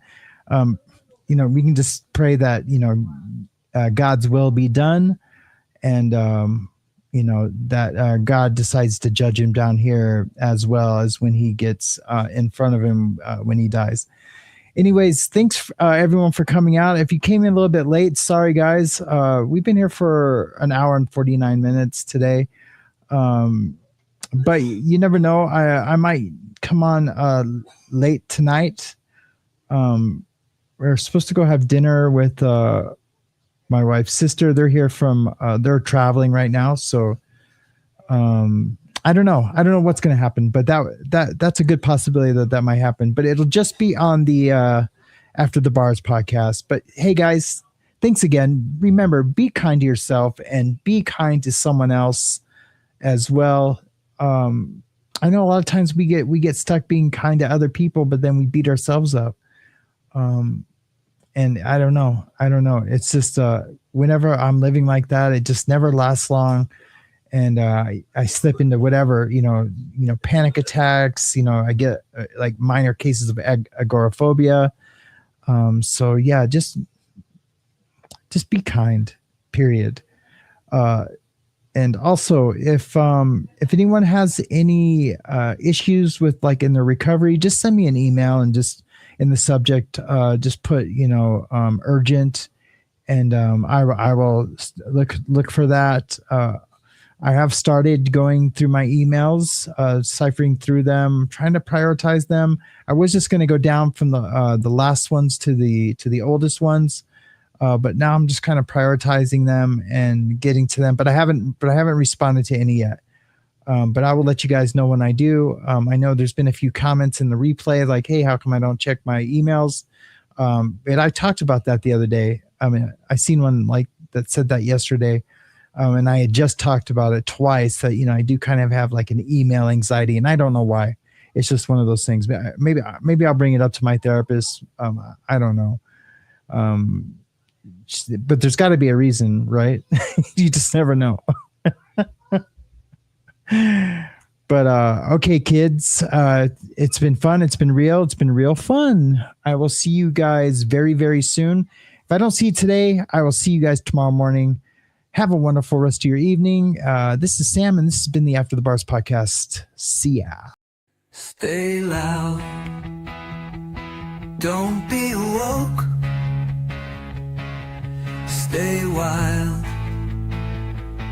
Stay awake.